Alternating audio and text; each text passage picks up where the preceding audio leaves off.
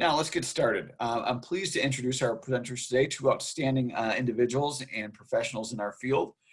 Dennis Prescott is a Senior Vice President of Executive Partners with BWF. He has previously served as the Vice President for Advancement and President of the New Mexico State University Foundation, the Vice President for University Development at Baylor University, and Vice President for External Affairs at Mississippi State University, and CEO of the Mississippi State University Foundation. He's been responsible for organizing and leading multiple successful fundraising campaigns. He focuses on campaign planning, implementation, principal and major gifts, advancement assessments, equipping boards, presidents, chancellors, deans, and other senior administrators and volunteers with skills for successful campaign and fundraising work. He has more than 30 years of advancement experience, and he has been a presenter and a panelist at numerous CASE and AGB and other professional conferences. Also joining us is Jan Cady. She's an executive partner at BWF and has been a leader in healthcare philanthropy for more than 25 years. Her expertise encompasses board development, engagement, major gift and campaign strategy, foundation modeling, and executive coaching for development officers at complex medical systems. Jan was the founding president and led the Boston Children's Hospital Trust from 1997 to 2011, increasing philanthropy from $13 million to nearly $100 million annually for this leading center of children's healthcare and research. A trailblazer in hospital philanthropy, Jan is frequently a speaker at professional conferences including AHP, AFP. Jan chaired the inaugural Children's Hospital Institute for AHP and is a former chair of the Woodmark Forum, which leads the leading children's hospitals. Without further ado, I'm going to hand this over to Dennis and Jan. Dennis? Thank you, Mark. Hello, everybody. I'm having a little trouble with advancing the slide here.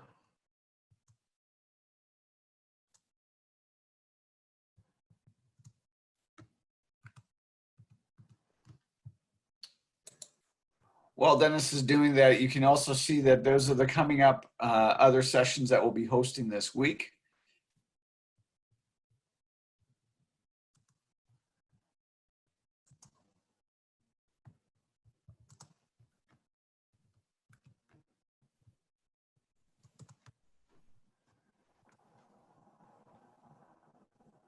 Okay, can we see it now?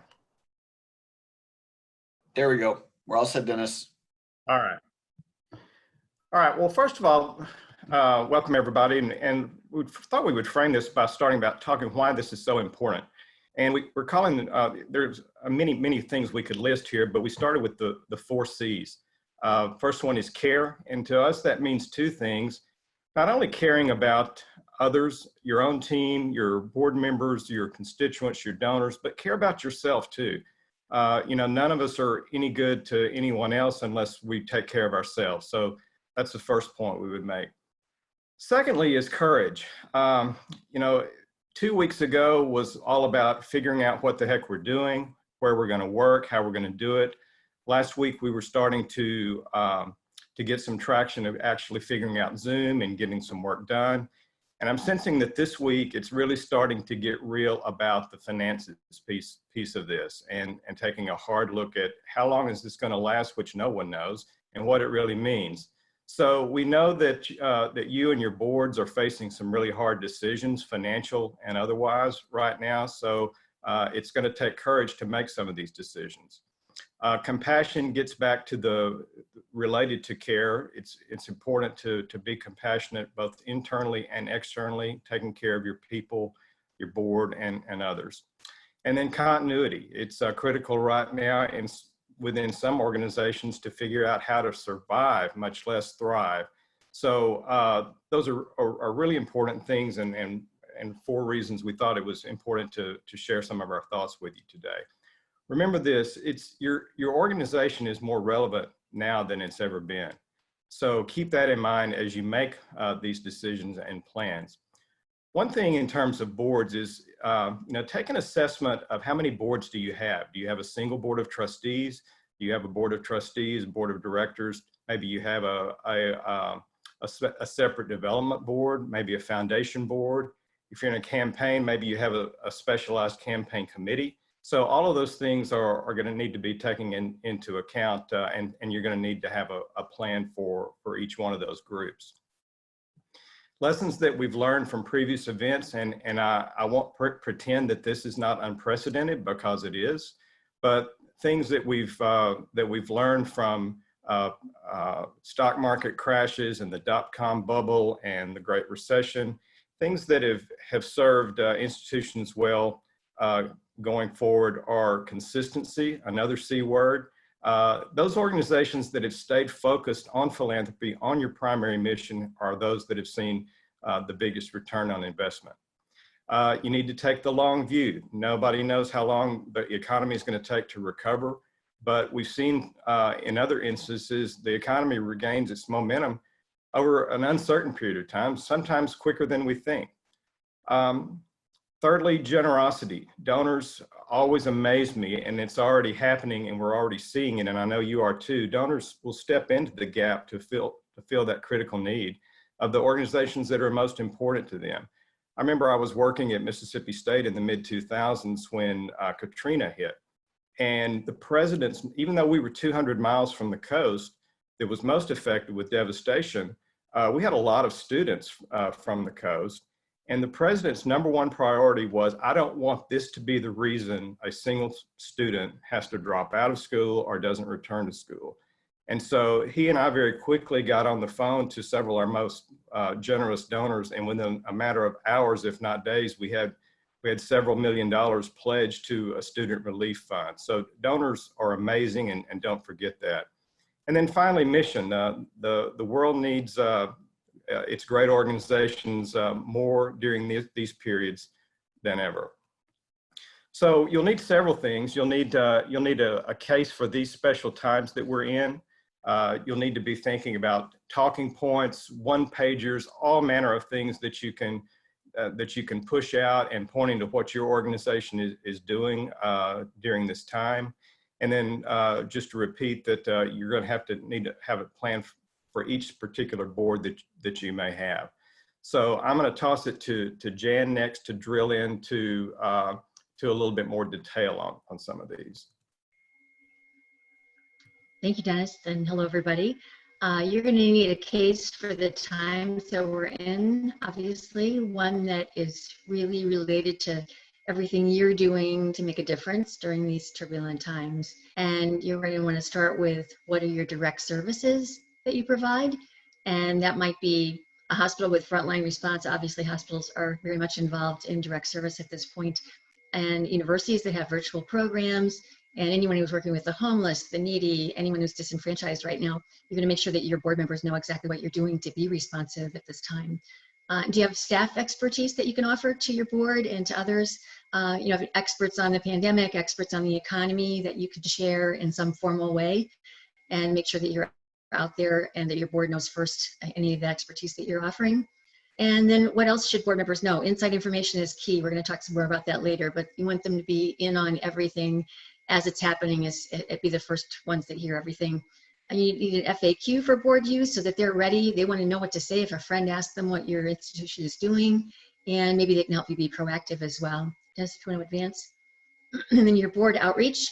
You obviously want these insider updates I mentioned from your CEO, if you're a hospital, your medical staff, faculty, and maybe you can keep them really interesting and varied. I was talking with somebody, a client, about maybe even getting just some sort of homespun iPhone videos that you could share so that they get a real sense of what the front line is doing, whether it be your faculty, your medical staff, nursing, caregivers, social workers, whatever fits your cause. And then make sure that you're sending something out on a schedule.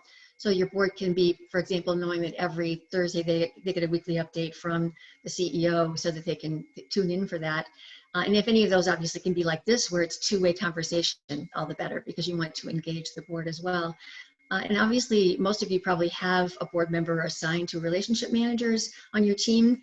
but make sure that that's activated at this point. And you may need to, if you're the Chief Development Officer, you may need to make those calls yourself as well. I think it's one of those cases where more is more. The more communication to your board, the better. But these individual calls, clearly you want to make sure those are happening in a timely fashion. And then you've got to have talking points so that the frontline staff who are making those calls are consistent in what they're communicating to those board members, and that they're not uncomfortable in those conversations. And you want to make sure you're doing everything you can to avoid call reluctance. So for the individual calls, you want to make sure that you're starting with questions about them. You're probably all doing this with calls to your top donors right now. How are they doing? Are any of their loved ones affected? And by the way, if this is not yourself making the call, if you're managing a staff member that's making the call, encourage them to have a two-way conversation.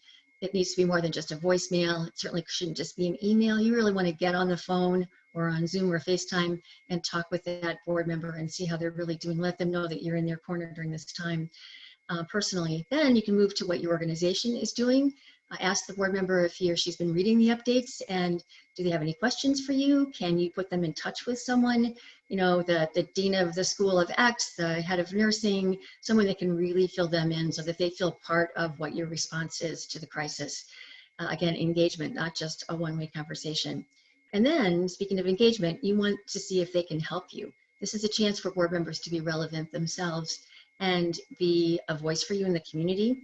And so maybe you can assign them to make a call on either a prominent donor that is very involved with you, some thought leader in the community to say, as a board member, I just wanted to make sure you knew what our institution was doing right now. I want to check and see if you have questions.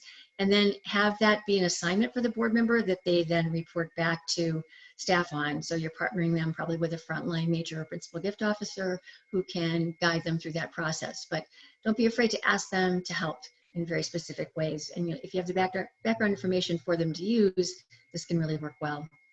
So what can they do externally as well? We'll ask Dennis to cover that part.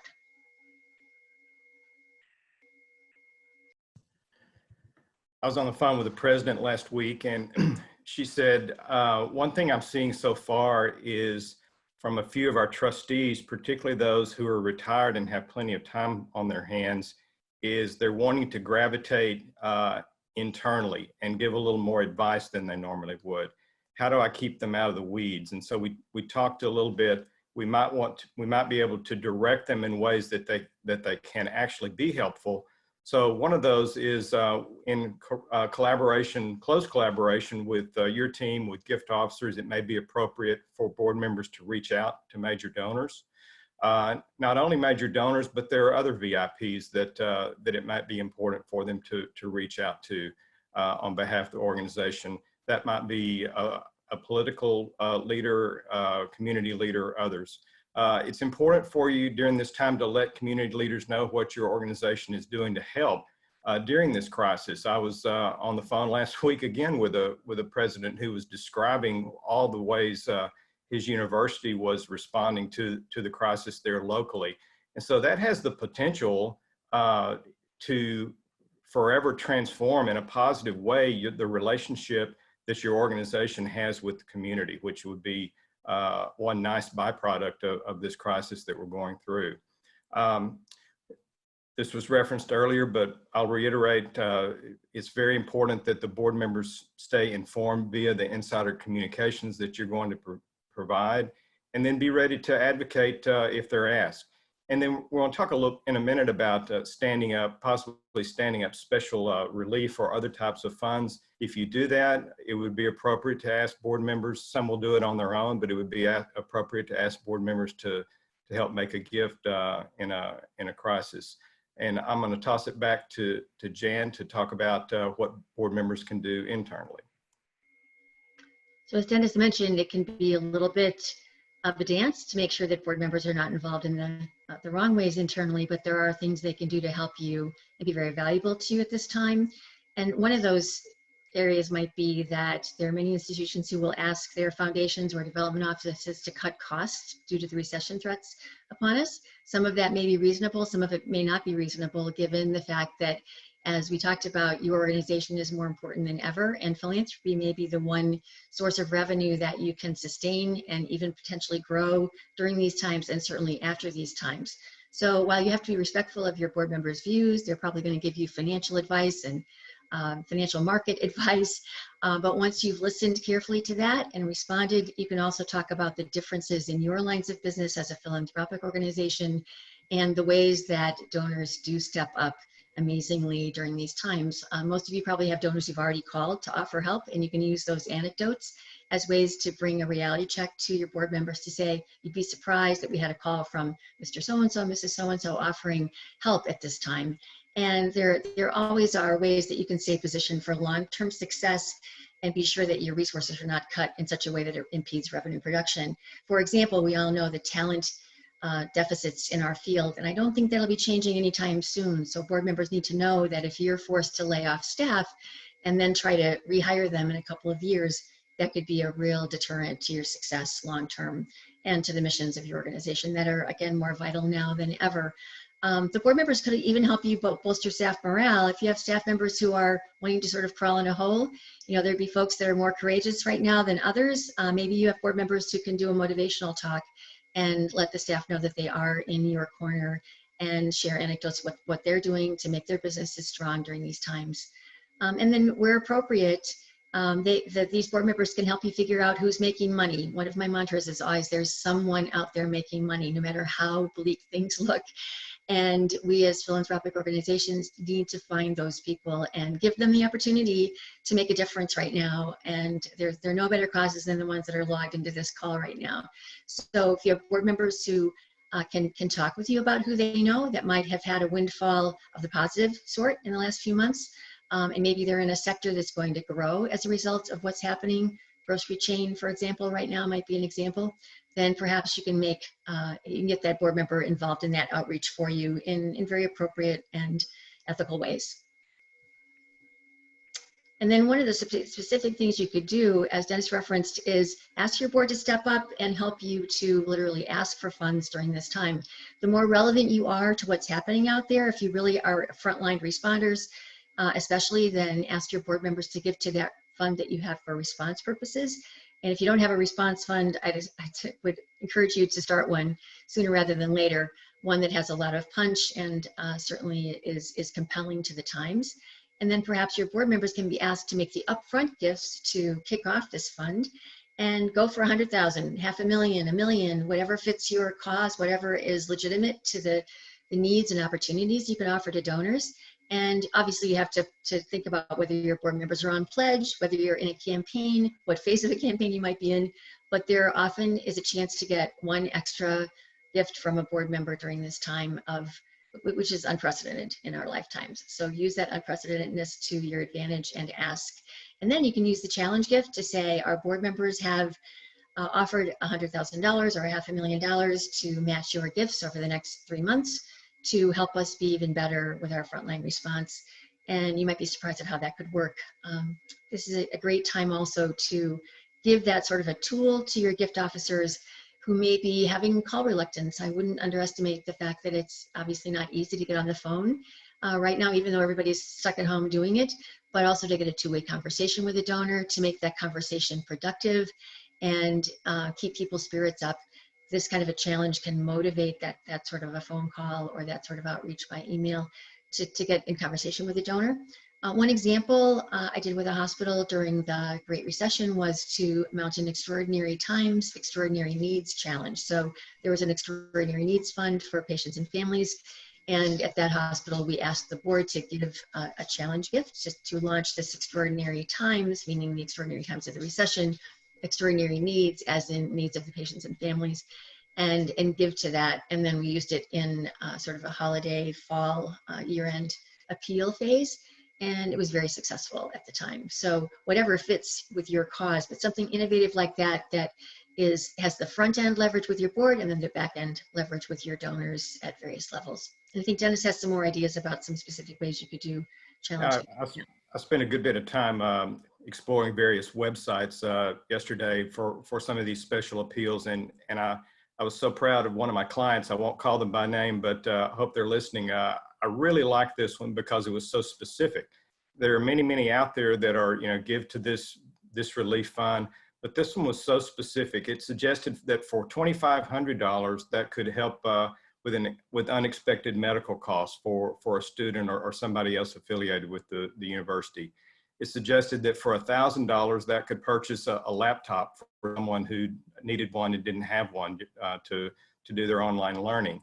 It suggested for $500 that might help with a car payment or a rent payment. And it suggested for $100 that might provide a month of internet access for someone who needed it. And then as little as $25, that might be something as simple as the cost of fuel for a trip home. So there are many, many creative things out there. Jan is right, it's important to, the more it is, the more punch that it has, the better, obviously. So Mark, I believe that that ends our prepared material, and I think you're going to facilitate some questions. Absolutely. You know, we always talk a lot about what are the do's. So as the two of you think about this, what are the don'ts? What are the things we need to be careful of to make sure we keep our focus? What are the things we need to encourage our leaders to stay focused on? Mark, I think one of the most important things is to be sure that whatever you're communicating, whether it's to a board member, a major donor, or the public at large, that you're authentic, that your attachment to what's happening is genuine. I remember after 9/11, there were some organizations that I think maybe used the flag and some pro-American language that maybe didn't fit with their cause, and that could come across as being disingenuous. Whereas in this case, if you really are on the front lines and you can talk about it, that's genuine. So authenticity, as always, is super important, but more so at these times. Great. Dennis, anything you'd want to add in there? I think Jan's absolutely right, but you just have to go back to your mission. As silly as it might sound, it might even make sense to dust off your mission statement and your vision statement and reread them a couple of times, because you don't want to, the tendency at times of crisis is any action is good action, but that doesn't necessarily, that's not necessarily the case. So stick to mission would be my advice. What about, someone asked about what are the industries that we see that are doing well? I'm assuming that that's referencing what are the for-profit areas that are doing well. Does anyone have any thoughts on that? I think this was already huge, but anything delivery based is huge in the near term, and I bet we don't make this mistake again. Manufacturer of medical supplies. I heard someone wonder the other day, why in the world did we not have giant warehouses filled with these things that ventilators and masks and other things that we didn't have, just like we have strategic oil reserves and strategic weapons and things we hope we don't ever need. So I think those are a couple that come to mind.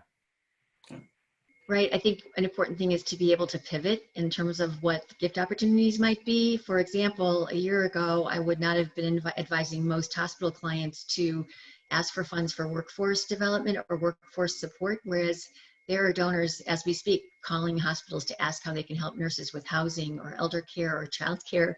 That's unprecedented. That would not have happened during normal times. And supplies, as you just referred to, Dennis, people will be thinking about how they might be able to donate to have a warehouse full of supplies, perhaps. And I think this is going to spotlight some of our great hospitals in that way. The converse, the inverse of that, rather, is we have some industries that aren't doing well, some businesses that are struggling. There's an uncertainty to what's happening in the economy. Any thoughts, particularly around board members who are, or lead donors who are either unable to meet their board gift this year, or are asking or expressing concerns about their pledge payments coming up or their board gift this year?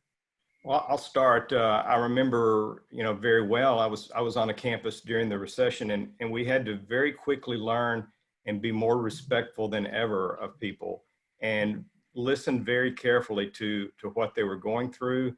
I didn't have anybody want to bow out of a gift or renege on a gift, but there were some times that we needed to restructure things, and maybe go with longer pledge periods than before, and just be respectful of that in dealing with these folks.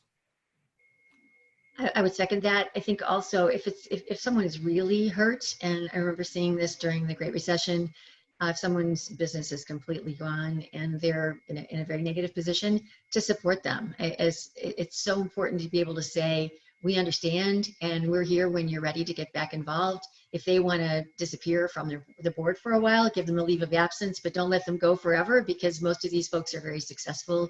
And even if they lose out right now, they're coming back in the future. And my experience is that they will give to the organizations that were good to them when they were down. Certainly there may be things they can't do for you the way they normally would participate, but you can find ways to ask for their advice. You can check in on them more frequently. And as you said, offer better, different kinds of pledge terms. But in some cases, it might be a planned gift that they think about in lieu of a current gift, because that's very far reaching. And it's a way to talk to board members about legacy giving they may not have been participating in before. But the main thing is hold their hands big time for as long as you can. And Jan, I want to point out one of the things you pointed out in the presentation was to make sure that we're asking how are they doing and actually listen to them in that process. Yes, and maybe offer some help if you possibly can. Here's an interesting question that will pertain to a lot of people, is when we're thinking about making an ask about doing something that's not directly tied to our core mission, but still facing a crisis. So places that are cultural institutions, museums, places that are not directly, health related per se. But how do we currently position ask for those types of organizations? Could you want to take a stab? I may need to be reframed for me. Yeah, you're talking about organizations that are not on the front line of the crisis, Mark, but that still have support. Yeah, so if you're a museum, a museum or a arts organization, how are you addressing the dealing with this crisis? Well, first of all, I'm seeing so many creative offerings coming out of what you might think of as organizations that are static or have to be live. They're turning into virtual, and I think the more your organization does that, so that they're providing help during this time, whether it's the arts to people that need to have opera broadcast into their homes or virtual museum tours. So doing as much of that as possible so you can point to it as your continued contribution to society and quality of life. And not to be afraid to ask the people that care about you the most to continue giving. We all have our pet charities, and certainly your board, you would hope you'd be in their number one position, if not their top 3 position. And so they're again going back to them and saying, we realize that these are tough times, but we want to make sure that we're preserving our mission, and not be afraid to say, can you help us sustain through this crisis? And if they can't right now, can they again make a planned gift or do something so that they do feel like they're being helpful to you? I know there's one question that came in just now about if you have a couple of board members who can't give right now, how do you communicate to the rest of the board? And I think that's something where you have to be courageous enough that even if a couple of folks have said they can't, if you have a 20-member board, ask the other 18, and still don't be afraid to do a Zoom meeting and talk about opportunities. Make it an opportunity more than something that you're bowing your head about. It should be something that you're courageous about given the mission, and you should be able to proudly say that your organization needs to move forward at this point. I wouldn't be surprised, by the way, if you didn't pick up some new donors who may add. Let's hope that there'll be people who will want to add to their philanthropy because they see how difficult this is for the world. And if you do have that, share it with the board to keep reminding them that there is a positive spin you can make on all of this, as hard as that is to do. Not a surprising question, but probably an important one for a lot of people out there. Some of the boards want to cancel a campaign. What can we do to help people understand that a temporary pause would be better, or how might we adjust a campaign effort currently underway in light of what's occurring? My favorite story around this was I was on a campus and we had just we were in the process of completing a feasibility study when 9/11 happened. And in fact, we lost some interviews directly as a result because the consultants weren't able to move around the country for a few days. But fast forward 6 weeks later, the foundation board is considering what to do about the campaign. I think we were testing a $300 million goal in the study. And there were wide-ranging opinions, everything from, well, we need to forget about this campaign, we need to pause it. There were all kinds of opinions. And finally, one of my stalwart board members said, look, we can make a list from here until midnight tonight of all the reasons we shouldn't do this. The fact of the matter is the needs of the university are not going to stop. And so I would recommend that we at this moment, pursue a more modest working goal of $250 million and then reassess things because we've still got plenty of time to do so. Well, 6 months later, the economy had largely turned around. We had received a $25 million gift for one purpose, an $18 million commitment for another. That campaign ended up raising almost $500 million. So, you know, it was leadership like that board. It takes leadership like that board member to carry the day and come to some sort of compromise, whether it's a pause or a more modest goal, but the needs of our organizations are not going to stop. And as we talked a little earlier, that this is projected to potentially be a 3-wave over the next 3 years, that there's not many places that can afford to put a campaign or their fundraising on hold for 3 years. Is that a concern that any place just put their development program on the shelf indefinitely? Any danger with that? As Jan mentioned, staff turnover. It would certainly be, in my opinion, the wrong thing to do, unless, you know, if your mission is that irrelevant that you don't need to be in existence. I just can't imagine that being the case from anybody that's on this webinar. If it matters to the world and it matters to the people that you care for and you educate and you serve, then there has to be a way to keep going. You don't want to necessarily be in a big public phase of a campaign, but there's no reason why you can't be quietly talking to the people that are the closest to you and the donors for whom you have the most impact, and to continue to do that. I think going back to the board, there are board members like the one you mentioned, Dennis, who will carry the day. And those are the ones you want to stay really close to right now, because you need them to bolster, in some cases, the senior management of your institution who may want you to turn back. Just because everybody has a different threshold for risk.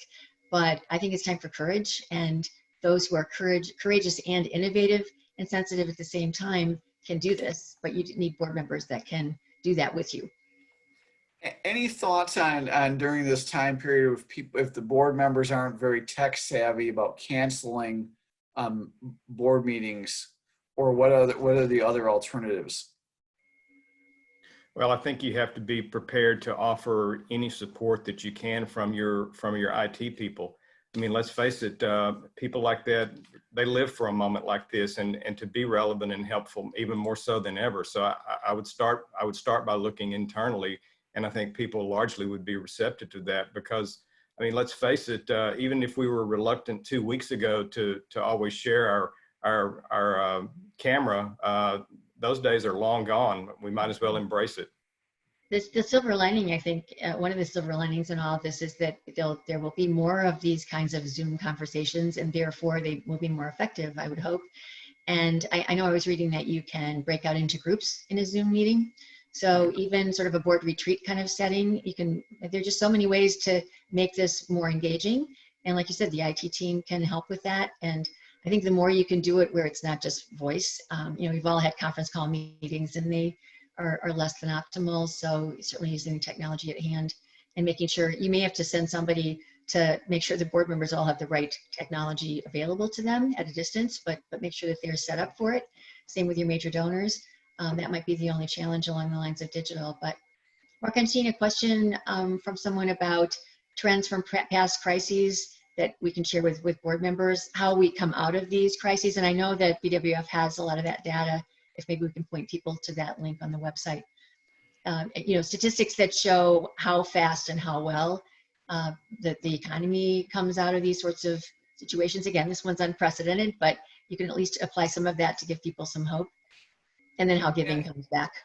Yeah, Dennis outlined a few of those at the beginning. And we can certainly, we'll look for some opportunities to share some of those with folks. But it is the constant theme I think you've heard from the two panelists here was really to think about staying focused on stay in touch with people. That those places that stayed in good conversation the next gift became a natural evolution of that conversation, but staying in touch matters. But please make sure you're consulting the numerous resources we have available for folks as you're trying to navigate this. And if you can't find it, we'll make sure you get it.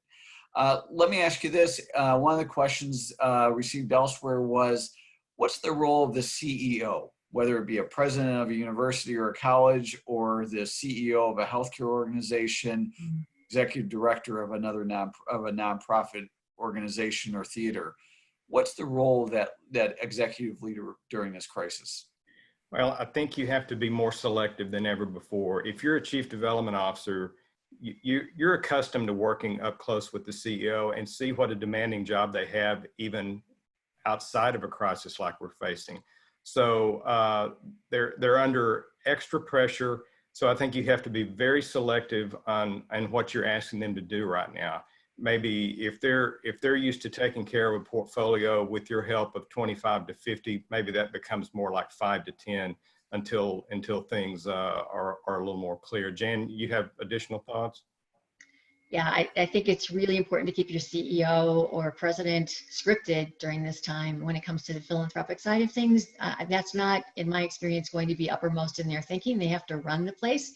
And so the more you can make sure that you've given them talking points, that you've run through those with them and not to be afraid to rehearse them, to set up specific calls for them to make on your behalf so that they're formalized, as opposed to them getting stopped by somebody. At least they aren't out and about right now, but they can be stopped by phone. Someone can call them unexpectedly and ask questions. And so you need, by the way, internal messaging about what you are or are not doing around cost cutting or advancement, and also external messages for what your response is to donors so that the CEO or president is really fluent in all of that. I wouldn't take that for granted for a moment. Well, and Jan, as you mentioned, that to make people insiders, I happen to be at 3 board meetings for 3 different hospitals settings, and the fact that the board heard from either the chief medical officer, CEO, or senior leadership what was happening on their campus or campuses about COVID-19 made them, reassured them that this was a first-class organization, but also made them feel like insiders, that they were partners in the future of the organization. So good partnership matters. Exactly. Along those lines, if you're doing insider updates, a small pivot that you need to make, I think, is to be sure that if you're not already doing this, that there's one communication. If you have more than one board, like if you have a institutional board and a foundation board, one communication that goes to both of them so that the foundation board is treated as an equal on the inside information front, if possible. And that way they're getting it simultaneously, both boards are, and also if they talk with one another, they hear the same thing. You mentioned a little bit about scripting for the CEO, making sure the board speaks with one voice. Any thoughts on how the boards are prepared? I think that has to start with the chair of the board, and very often you see in well-run boards that on a particular issue that it's the chair only that is speaking. But even if that's not the case, the chair needs to set the tone along with the CEO to make sure that the message is consistent and clear and well understood by all board members so that nobody goes off message. Right. You talked about having an FAQ. I think you need to make sure you've got easy talking points, short, brief bullets, but things that they can refer to that really state your case during these times, and probably refresh those every week or two for everybody. And give them stories. I don't want to forget to mention stories. You know, we all need stories, even board members and major donors. So anytime you hear about something anecdotal that's happened, that's heartwarming, and there's so much of that going around in viral videos, for example, that you need to have those sorts of heartwarming stories or compelling stories to share with your board to make sure they know where you fit into all of this. Great. We are just about at the end of our time. Any closing thoughts from either of you as we send people back to think about how to engage with their boards? Mission. It's more important than ever. And read your vision and mission statement again, and I think you'll be glad that you did. That's great advice. And along with that, I'd say not to be afraid to be courageous and compassionate, and stand up for what your organization means. Great. Thank you both. Dennis and Jan, thank you for your insights. Appreciate all of you joining us. Again, email bwf@bwf.com. Our team's ready to help you think through some of the challenges that you face in the current days. Please, again, check out our internal resources page at bwf.com/current resources. And we look forward to having you join us for the additional webinars for the next 3 weeks. Have a great rest of your day.